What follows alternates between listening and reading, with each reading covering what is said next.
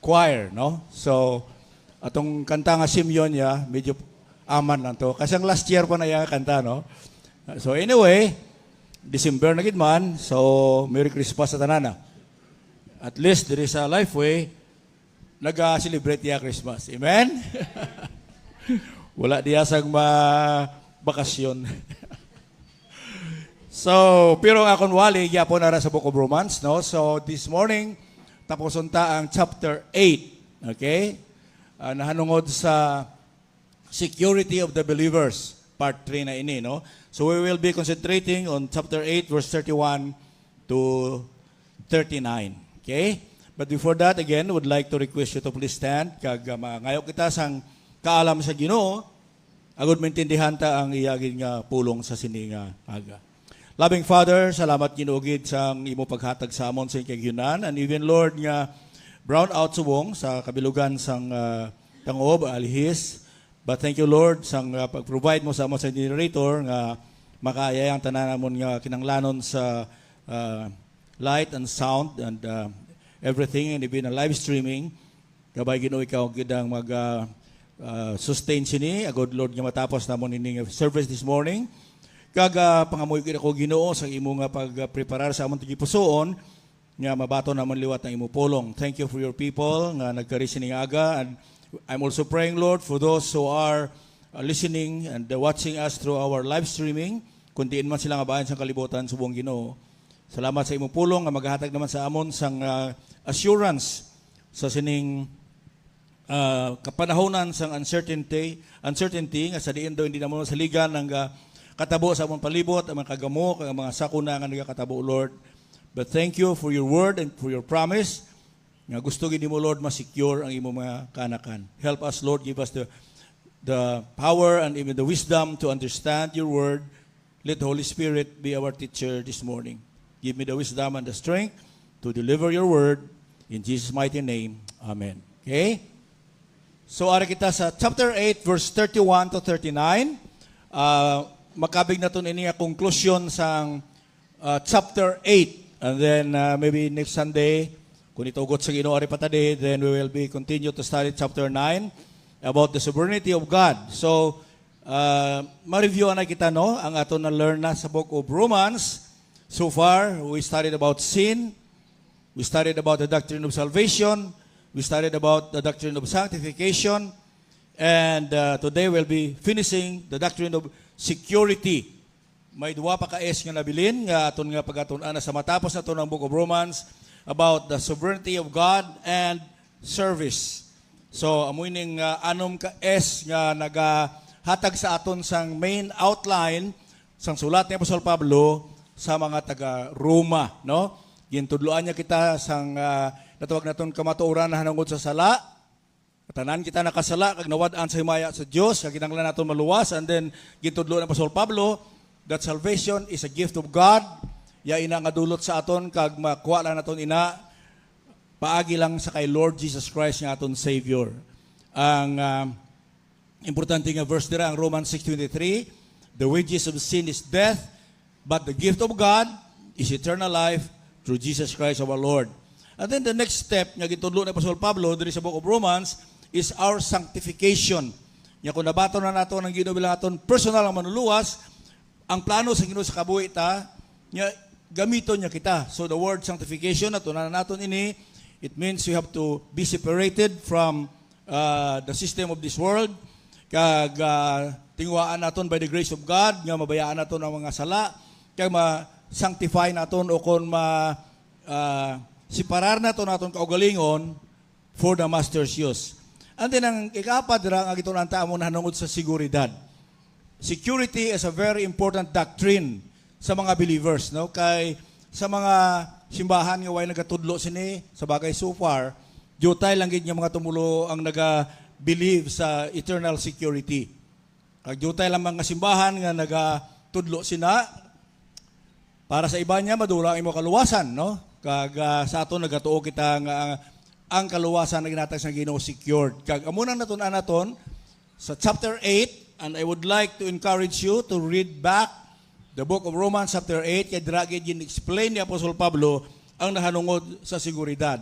Kasi natunanan naton, ang reason kung nga ang include din na ni Apostol Pablo ang one chapter of his writing, chapter 8, with 39 verses, agud ma-secure kita, no? Kaya tidamo sa mga tao kadaan nga insecure, no? Especially nagid sa sining panag-on nga kisa daw duda ka sa promisa sang Ginoo, kag mapiktuhan gid ang kabuhi ta kung hindi ta ma-secured. So importante dira ang aton gid nga pagtuo sa pulong sang Ginoo, kag isa pa dira ang pagsalig ta sa iya, no? Kag natunan ta at least to review what we have learned already diri sa chapter 8. Gintagaan kita diri ni Apostol Pablo sang assurance of no condemnation.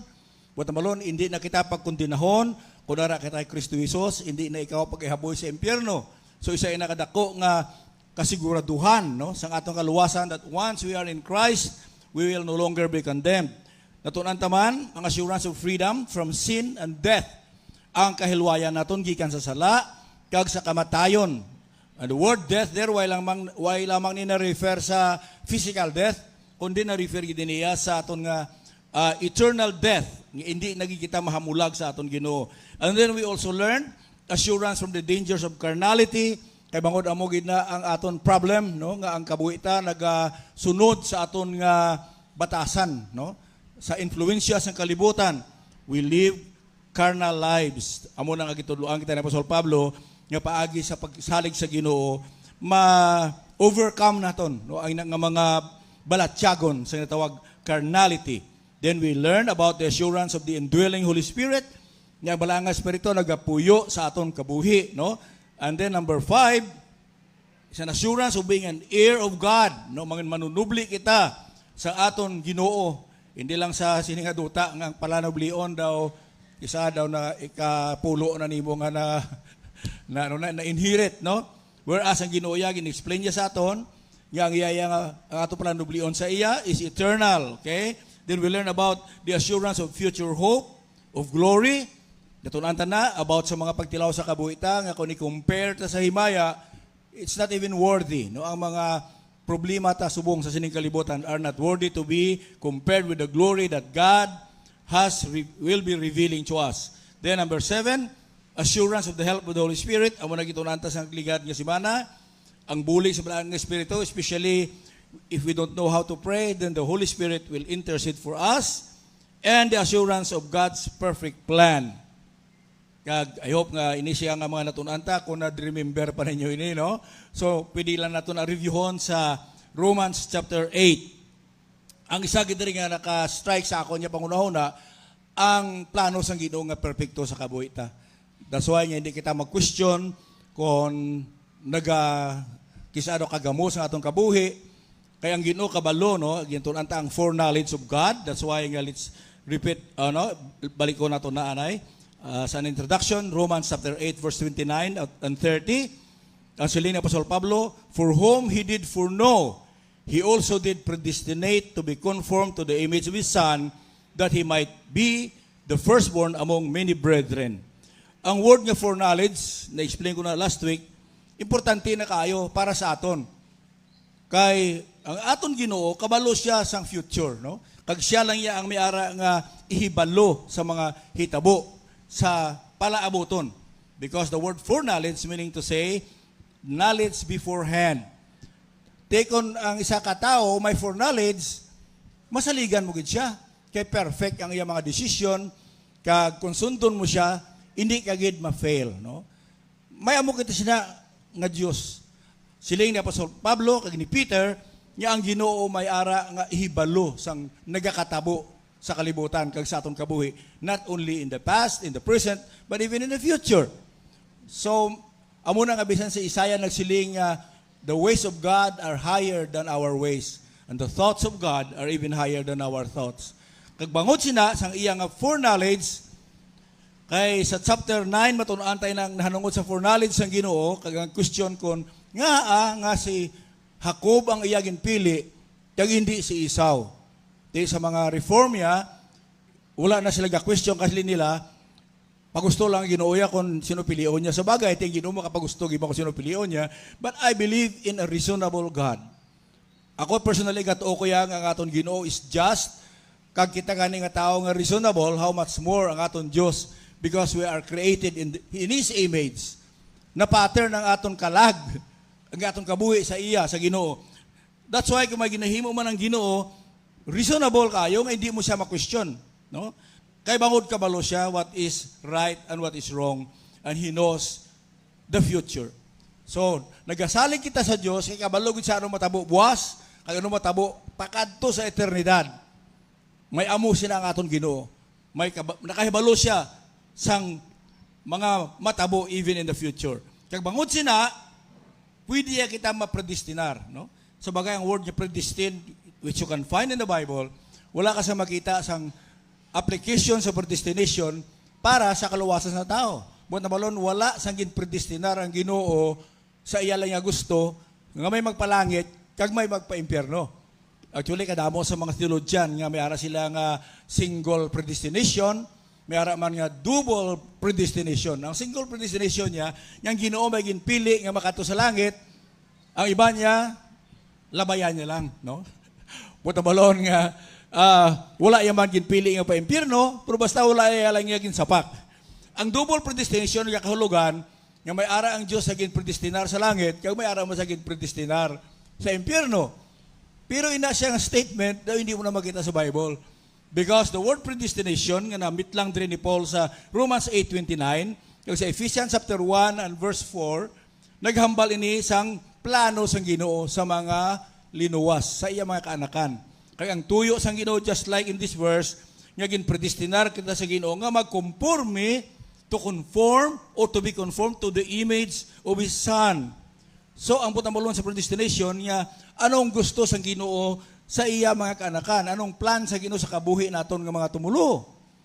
Kay madamo ang nakaintindi lang sang kaluwasan, kag dira lang nagpundo, ano dason? Kung nabato nato ng kaluwasan, way na bala kita sa himuon, no? Actually, ang plano sa Ginoo nga mag-conform ang aton kabuhi sa kay Kristo Jesus, no? So that He might be the firstborn among many brethren. So amo ang predestination na tudlo sa Bible, ang gusto sa Ginoo para sa iya mga anak. Kung diin kita na destinar, may ara kita nga destinasyon. Ang aton destinasyon nga magkabuhi sang balaan, kag mangin kasubong sa atong Ginoo Kristo, to be Christ-like.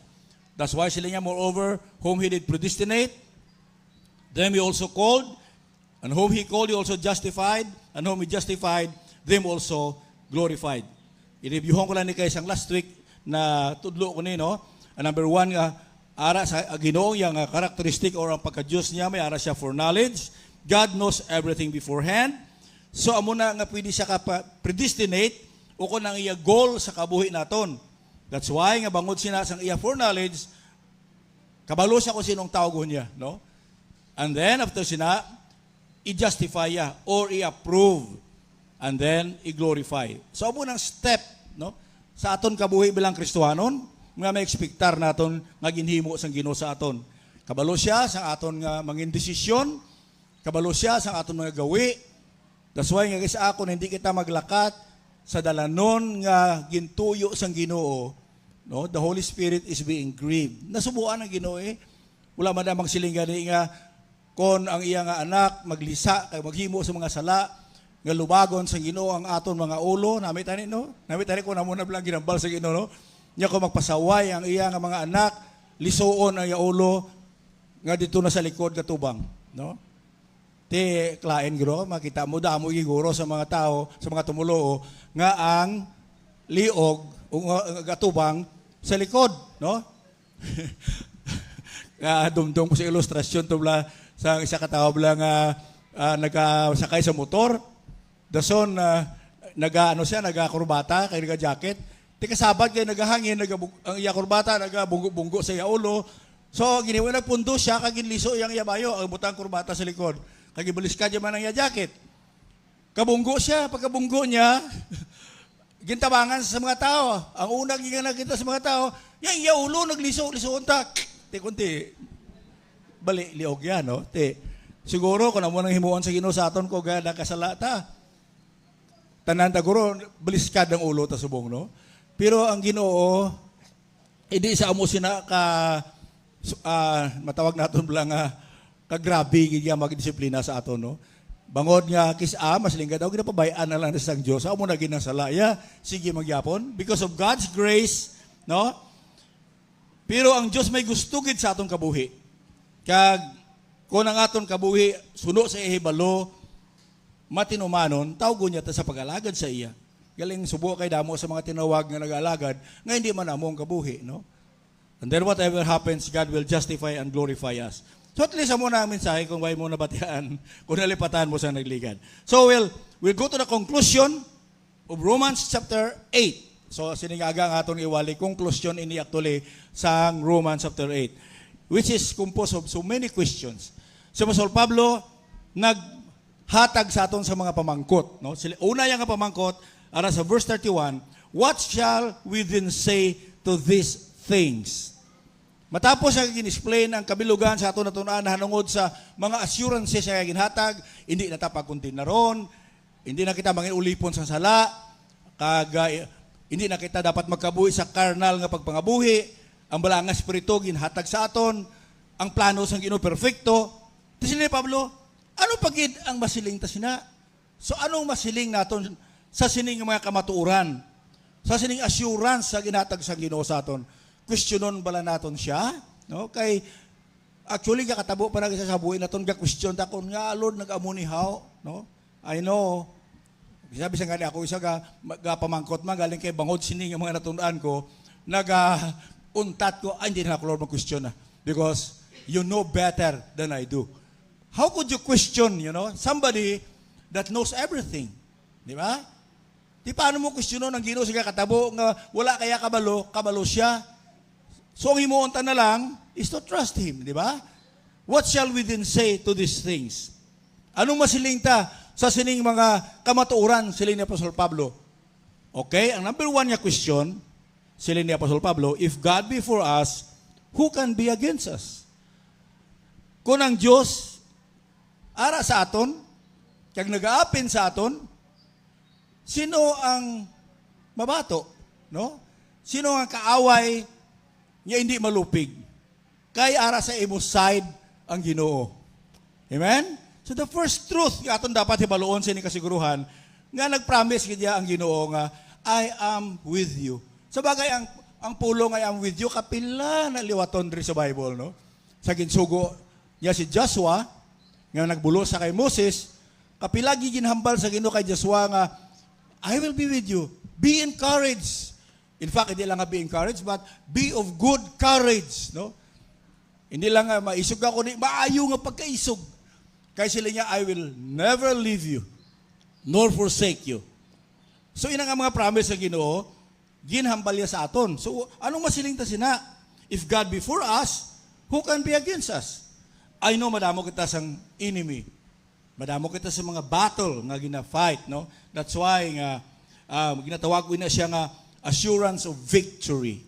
Gitagaan kita sa Ginoo sang kasiguraduhan sang pagdaog.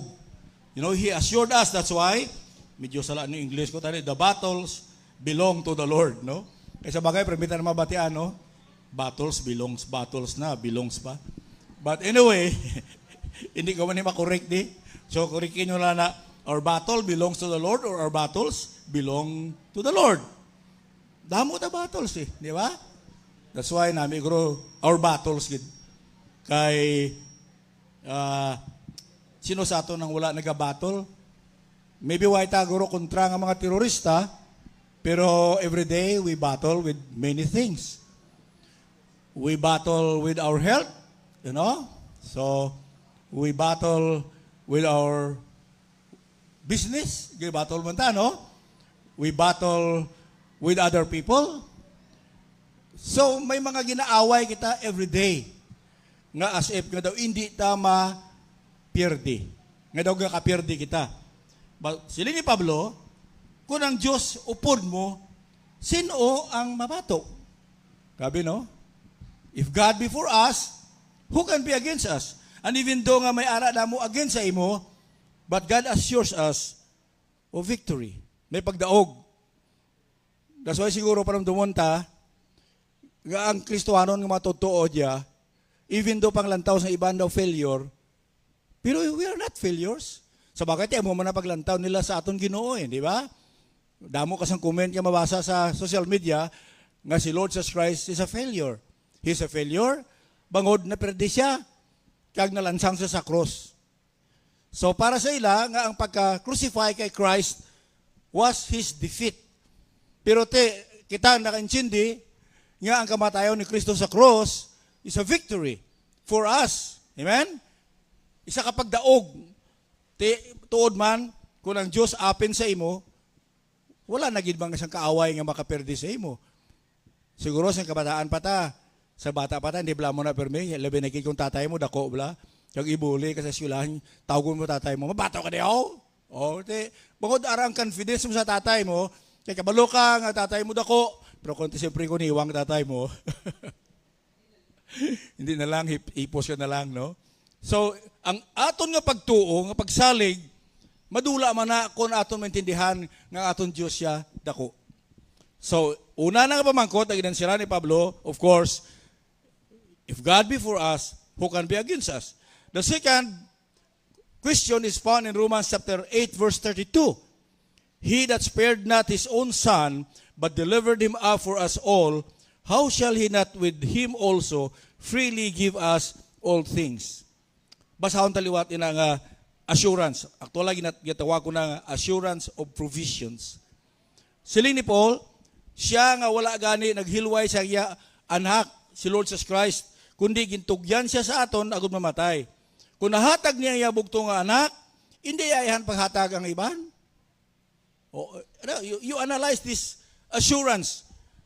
God did not spare His own Son, but He delivered Him to die at the cross. If He has given His own Son, which is so precious to Him, will He not also give us other things? For example, ano example naman? For example, kung ang ballpen, ini nga ballpen, is very precious to me. Mahatag kong iban, hindi ko nigid mahatag kay, muna importante mo sa akon. Pero once mahatag ko ni, ano matabo? Everything follows, di ba? Once mahatag mo ang pinaka-precious sa imo kabuhi, maybe your children or your wife or whatever, kada isa sa aton may aragi man nga mga butang nga ginapakaali nga daw hindi ta gid mapahulam, hindi ta mapahikap, hindi ta matugyan sa iban, kay bangod importante sa aton. Usually kung may mahulam, pahulam mo, ara lang hulam awa, di ba ilan ning ako niya nga paborito ko ning daan niya. Pero kung mapahulam mo na kag mahatag mo na inang pinakaali mga bagay, kung matugyan mo na sa iban, ang iban naman niya, kuhaan nyo na. Hindi mo na importante sa akon. Kung mahatag mo importante, mahatag mo man ang iban. And I think that's what Paul is talking about in Romans 8:32. Nga kung ang Diyos naghatag sang iya bugto nga anak sa krus sa Kalbaryo, nga gina-consider yan His precious Son, only begotten Son. Gintugyan niya sa krus sa Kalbaryo, agod magbayad sa aton mga sala. Hindi ayahan, nga iban nga butang, ihatag yaman. Isa pa ang ginawurihan ta permit, ito tuod magin, no? We worry about things that maybe for us are really important, but para sa Ginoo is less important. Di ba? Ang ginapurihan ta permi, kwarta, number 1 gina, no? Pagkaon, ano pa gina? Mga relasyon, business. Pero kung yung mga butang, maabot ang time nga matugyan mo na ni, kag ma-let go mo ining mga butang. No? I believe you will be okay. Ang Diyos siya, nag-promise sa aton sa iya provision. That's why even Paul said in Philippians 4:19, but my God shall supply all your need according to His riches in glory by Christ Jesus. But again, in nga verse, by context, wala naging promise ng Ginoo sa tanan. Sa bagay, wala naging promise sa di tumulo. No? Kung hindi ka believer, ini nga promise hindi imo. Kag hindi man ni promise sa tanan nga tumulo. Kay by context, ginhambal ni Pablo ni sa mga taga-Philippians, bangod, supportive sila sa ministry. Basahan lang chapter 4 sa Philippians, kaya aradra nakabutang ang context, kasi ni Paul, when I was in Thessalonica, wala gid siyang nag-support sa akon sa ministry, kundi ang taga Macedonia. Kamu lang sila niya. Which is, kung balik ko ni mo hambal ni Paul sa taga-Korinto, nga sila niya, ining mga tao sa Filipos, they are poor, Imol ni sila. Pero amo pa ni ang supporter ni Paul sa iyang mission. Amo na gani sa January, mag-meet ang BMA Visayas, isa sa mga ginaprehanta nga target is to start to support missionaries. Usually, ang rason gina, hindi ta kasarang kayo way ta kwarta. Don't you know that in the times of Paul, ang mga supporter sa mission, hindi yung mga manggaranon nga church. Mga imol, ng mga simbahan. Kag si Pablo gani daw nahuya pa nga magbaton sa ilang mga support, kasi sila niya, wala man kamo, kulang gani sa inyo, hindi na lang maghatag. Pero sila ni Pablo bangod, sang ila tagi pusoon, that they love the Lord and they love to support mission, tiya mo na ginbaton ni Paul.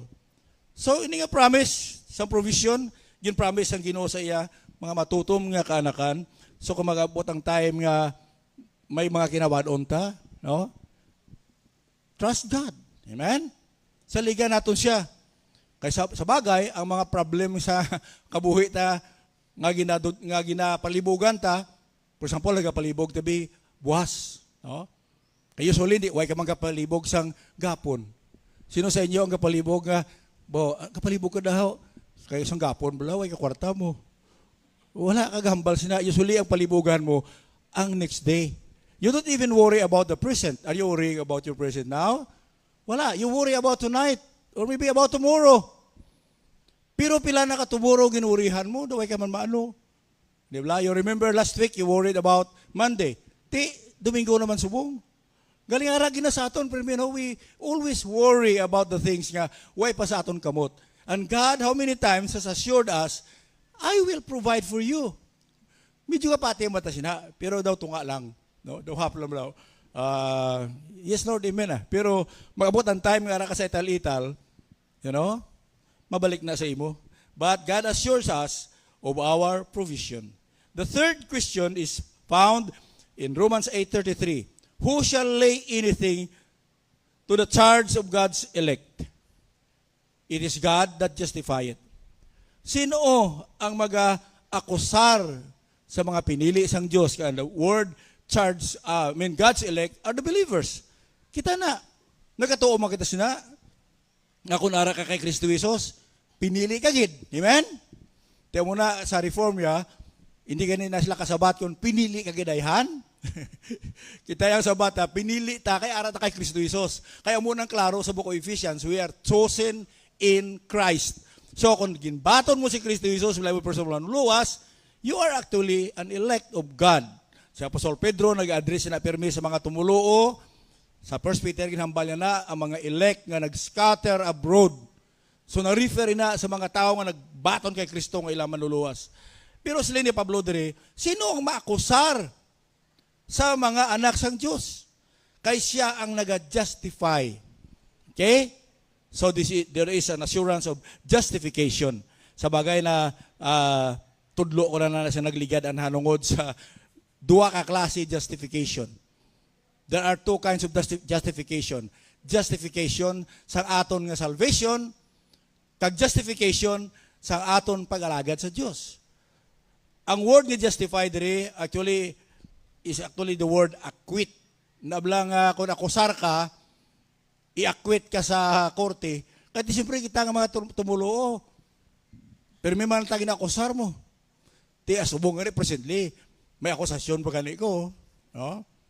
Ang akusasyon sa akon, nga ako gidya ko noya ang naguba sa asosasyon, kaging divide. Ilan pag gusto na sila, kung ano man ang akusasyon, whether it is true or false. Pero pamangkot, sino ang ma-justify sa aton once sa ginakusar kita? Kagdiin nga kurti kita i-akusar sini.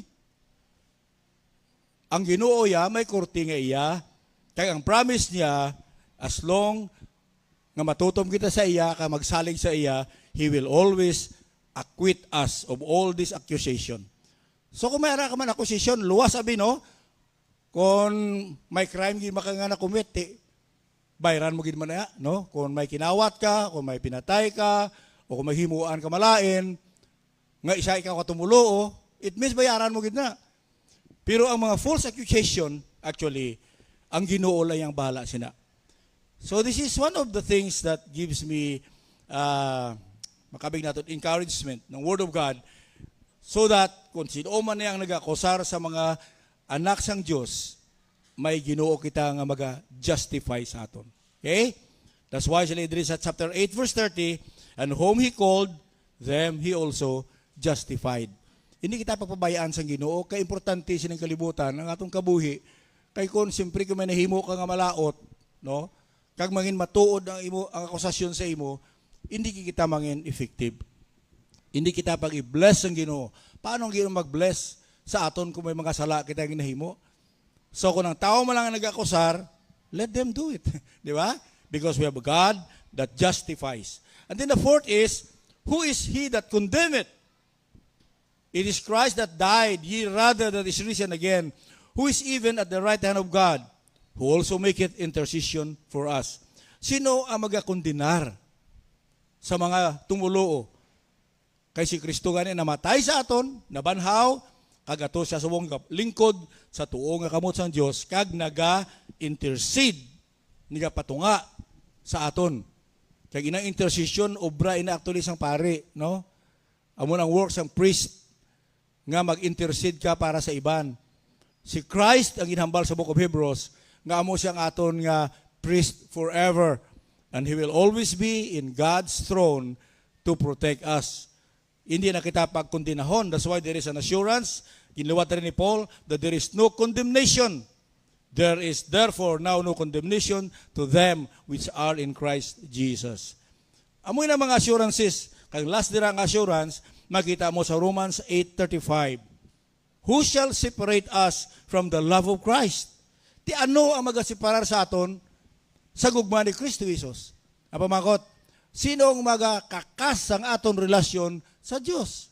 Sino ang maga-divorce sa aton Ginoo? Because we have a relationship with God. Kag posible lang, no, nga madulain ang relasyon o kung madula ang kaluwasan ta, kung may ara nga puwersa nga makakakas sa aton relasyon sa Dios. Tisili ni Pablo, ano ang makahamulag sa aton sa Dios? Karon nga gintuuhan mo si Kristo ang manuluwas, what shall separate you from the love of Christ? Sila niya, shall tribulation, ang mga kangitngitan, or distress, o kung mga kasubo, or persecution, ang mga pagpersigir, o gutom, o kung way ka na bayo, no? Danger, or even sword, kung tayaan ka espada, inibla nga botang makakakas o kung makautod sang imo relasyon sa Dios o kung makadula sang imo kaluwasan. Kami mga tao diyan nga nagapati mo. Nga karon nga naluwasan ta may danger nga madula ang imo kaluwasan kung hindi ka na magawi sa Ginoo. Hindi na matabo sa relasyon ta sa Ginoo. Kaya ang ginhatag sa aton nga relasyon eternal. Di ba? Anong nabaton ta? Sa ginbaton ta si Jesus Christ? Di ba? We receive eternal life. Kabuhi nga walay katapusan. Saan na natabo? Saan mo nabaton ang eternal life? Di ang iba niya kasi nga, mabaton ta na yakon patay na ta. Huwag naghambal sa Bible kung patay. Ang John 3:16 naghambal nga, mabaton tang eternal life when we believe in Christ. So nagsugod niya nga aton relasyon sa Diyos nga eternal, pagbaton na kay Kristo nga aton manuluwas. Hindi sa punta. Hindi sila nga kung hindi mo madalagan ang imo dalaganon, hindi ka to kasulod sa langit. Ang kaluwasan ta nagsugod sa tion nga gintuuhan ta si Kristo Jesus. Kag ang assurance niya hindi na iya makakas. Wala diborsyo sa Ginoo, no? Maabtan man kita sa mga kangitngitan, grabe nga kasubo, kung may mga persigyer sa aton, o kung maagyan tagutom, nga sa aton niya daw, hindi mo na matabo. Sa Lifeway, may gutom how? Daw malayo sa patad, no? Kaya atong adaan niya nga business niya, eating. So, famine, hindi ka pamulag sa aton. Umabot ang time, wala ka naging bayo. O mga danger, or mga sword. Ano? So that is actually the assurance of no separation. That is the reason why we believe in eternal security. Kaya nabaton ta iya, kaluwasan, nga hindi mabugto. Eternal relationship with God. But by the way, hindi nila pag-abusuhan. Kaya usually ginhambal sa mga tao nga why nagapati sa eternal security. Nga mabaptis na ya. Luwas na sila bisan anong himuon nila. Bisan mangawat na sila, bisan mamatay tawo, bisan maghimo sila malain, luwas gina sila. Ito hindi mo na amo, no? Amo na mga akusasyon sa aton nga mga baptist nga fundamental nga abusado kay karon nga nabaton ta na si Kristo, kag luwas na ta kay di na makakas, mapinagusto lang kita. Why na ginatudlo sa Bible? That's why diri natun-an sa book of Romans ang sanctification, di ba? Sanctification, security, the sovereignty of God, and even serving the Lord. What malon gin luwas taya, hindi agud magabusar. Now, anong tuyo mo sa bata mo kung may anak ka, namian ka bata mo nga magpasaway lang nga pagpasaway, asa mapatay? Of course, hindi. Gusto ta kabataan ta nga magkabuhi sang tadlong. Makabuhi, nga makahatag man tungog sa aton di ba? So, amo na, ina nga pamangkot, sabat ni Apostol Pablo nga wala sa makapahamulag, no one can separate us from the love of God. What an assurance. Kabay ma-assured kita sina. Kag ang Diyos niya gusto niya i-assure kita sina. Kung ano man yung hambal sa tao, kung ano mabatian niyo sa Facebook, may sa nagwali ganyan sila niya.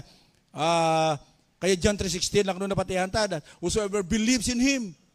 So sila kinanglan niya, bago matabo ang John 3:16, may John 3:5. Una gid man ang John 3:5 sa John 3:16. Anong sila sa John 3:5? That, you must be born of water and the Spirit. So kinahanglan niya kung magpatugmaw kagid para maluwas.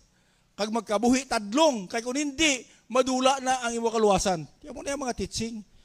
But Paul taught us that there is no separation between us and God. In fact, sila niya, as it is written, for thy sake, we are killed all the day long. We are counted as sheep for the slaughter. Tod magid no kung nag-aalagad ka matutom sa Ginoo, amo niyang kabuhi ta almost every day daw ginaihaw ka bala no. Do hindi man na madula kasi mga problema ta sa kabuhi mo. Ti amo na experience ko kada adlaw daw ginaihaw. Daw ginaihaw ka nga way man na gurot ang imong liog no. Kay kadaw kadamo sang pana sa imo, damo sa baslay sa imo, si Satanas isa nakadaan na grabing paulan niya sa mga bala. Pero ano sila ni Pablo? Nay, in all these things, we are more than conquerors through Him that loved us. We are conquerors. Kung nara kita kay Kristo Jesus.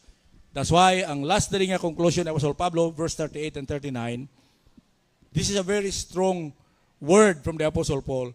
For I am persuaded, I am convinced, no? The word nga persuade, kumbinsido gid ako ni Pablo, that neither death nor life, wala sa kamatayon, o kung kabuhi, o kung anghel, o kung mga gahom sa kahawaan. Principalities talks about the powers of Satan and his demons, nor even powers, things present, things to come, nor height, kataason, nor depth, kedalumon, nor any other creature shall be able to separate us from the love of God, which is in Christ Jesus our Lord. Tiaran lang na sa aton kung patihan ta, kagtuuhan ta, ang declaration sang Word of God. What do you think is the purpose of the Apostle Paul kung nga gin-include niya ang Romans chapter 8 diri sa iya epistle to the book of Romans? Wala ka mga Gentile, siyempre wala na sila yan na tao sa ila kultura nga malapit sila sa Ginoo. Wala na sila Diyos mo, di ba? Ang mga Hudiyo, amo niya ang natao, gidya nga may ginatuuhan nga matutuod nga Diyos ni Abraham, kag nila ni Jacob, Abraham, Isaac, Jacob. Ang mga Gentiles, they know nothing about God. That's why nga ila faith ya, hindi sila kasalig kung sino gidya ang mga Diyos ginatuuhan la. You know, the other day I was watching sa YouTube sang mga lugar nga mga dagko nga mga lugar pinahimo sa tao. You know, about sa mind ko, kadamo gali sa mga tao sa kalibutan nga wala yan nagatuo gidya sa aton Ginoo. That's why ang mission kabudlay nga himuon magkadto kabi sa Indonesia, kadto ko sa Myanmar as a missionary, pila lang kabilog ang madala mo. Pila lang ka porsyento ang tuling Kristohanon nga matudtuod sa bilog kalibutan. I think 1%. Isa lang ka porsyento. Tiyan mo na guro nga ang Biblia ga siling matuod no nga agkakadto sa langit yo tayo langgid. Damo ang nagasulod sa Broadway kag sa punta kipot Kay kadamo kayo na nag-aagiya sa Broadway, no? Kajutay lang niya sa narrow way. Kag imo ko lang tawon sa bilog kalibutan, pila ka percent lang ang matutuod nga nagatuo sa sinulat diri sa Biblia. Even when Paul was in Rome, no? Imagine nimo nga ara sa tunga sa mga tao nga wala nagatuo sa Dios nga ginatuohan niya. And it was hard for Apostle Paul even to evangelize these people, these pagans. And yet, no, ining book of Romans, nakasulat ini and had been read, had been taught for many, many years. Ay gusto na Apostol Pablo, nga mga tumulo o dispues nga mga anak sang Diyos, makaangkon sinang seguridad. So I want to tell you this morning, nga ang atong Ginoo gusto gid niya nga i-secure ang aton kabuhi, ang aton nga relasyon sa iya. Ang Ginoo, why gid plano nga ibulagan niya kita.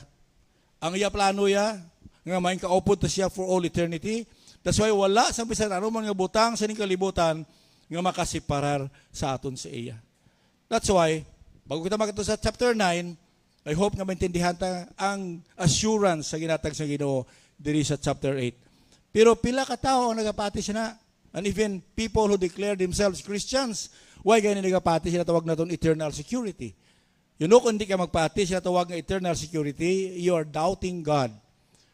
Buta mo lang gina-question mo ang kapasidad sang Ginoo nga makasecure sang imo kabuhi. Sa aton nga mga tumuluo, I hope magtubo ang aton nga pagsalig sa iya, especially sining hard times. Kabudlay gyud sa mga tinion subong. That's why kisa ang aton nga priorities do nagalain na. Bangod nga tilain ang ginauna ta Kay maybe ang aton nga pagsalig sa Ginoo may diferensya man. I hope that we can make, a commitment to the Lord, actually, a good, nga magbakod ang aton kabuhi. So to conclude this in verse 31, what shall we then say to these things? We have assurance of victory, assurance of provision, assurance of justification, assurance of no condemnation, and assurance of no separation. Ano pa masiling mo dira? What can you further say about this assurance? Kundi nga tuuhan mo na lang Ginoo. Amen? Nga magkabuhi kita, nga bisan daw mayara kita question, saligan ta ang Ginoo kay kabalo siya sa palaaboton. Kung nagakabuhi makita nga daw kabudlay sa subong, and maybe we question God, at the end, lain ang matabo sa kabuhi ta. Because for those who trust the Lord will never fail. Magatindog ta, pangamuyo. Loving Father, salamat sang imo gid nga assurance sa amon. Kabalo ka gid Lord nga kami nga mga katawhan, usually madamo kami sa mga pangduha-duha, madamo sa mga questions, madamo sa mga insecurities sa sining kalibutan. And even nangin anak na nimo kami through the Lord Jesus Christ, hindi gyapon madula Ginoo amon mga pangduha-duha. Lord, I pray nga imo pulong mag-assure sa amon. Kaya magatubo kami sa amon pagtuo sa imo nga sa laligan ikaw nga Diyos, that you have proven again and again, even from the past, nga ikaw masaligan Ginoo sa imo mga katawhan. So I'm praying, Father, somehow sa amon karon nga ari diri, we can make our commitment to you. Forgive us of our doubts. Forgive us of our questions. Di ka ba'y Ginoo nga anong matabo sa amon kabuhi, ano man amon ginatubang, maybe may matabo Ginoo nga mga bagay nga daw hindi namon mabaton. And yet we know nga nabalaan mo, Lord, ang hingapsan sinitanan. Because you have foreknowledge, you know what's gonna happen in the future. And you promise that all things will work together for our good. Hindi, Lord, nga pakamalauton kami because you promise us that we are no longer condemned. I pray, Lord, nga amon nga pagtuo magatubo sa imo, and I'm also praying this time nga kung may ari diri Ginoo nga wala pagid niya makasalig sa imo. Maybe bangod na kita, Lord, ang mga kagamo sining kalibutan, ang mga uncertainty Ginoo sa kalibutan nga nagadula sang ila pagsalig sa imo. I pray, Father, that somehow you show them, prove to them, Lord, of your true love. Kung way mo gani, gipaiway ang imubugtong anak si Lord Jesus Christ. Itugyan nimo siya sa amon, namatay sa krus. Hindi ayhan, Lord, nga iban nga butang that are lesser in comparison to your only Son. Hindi ayhan nga hindi mo mahatag sa amon. Maybe, Lord, you are testing us in order to grow. But help us to understand that everything that happens in our lives, maybe bad or good, will always turn for our good and for your glory. Kabay, Lord, ikaw magtandog sa among tagsa katagipusoon, maghimo siyang mga commitment na whatever happens, we trust you, Lord. We trust you of your assurances. And thank you for Romans chapter 8. Nga alit din tanan, Lord, nakasulod ang tanan nga mga kasiguraduhan nga iimo ginapromisa sa imo kaanakan. Ayhan ang amon, Lord, nga palangitanan, amon mga trabaho, ang amon pamilya, ang amon balatian. Thank you, Lord, that all of this, even nga daw madulong sa amon pananawan, but at the end, you will always answer our prayer. Bless your people, Lord. This is my prayer in Jesus' name. Amen. God bless you.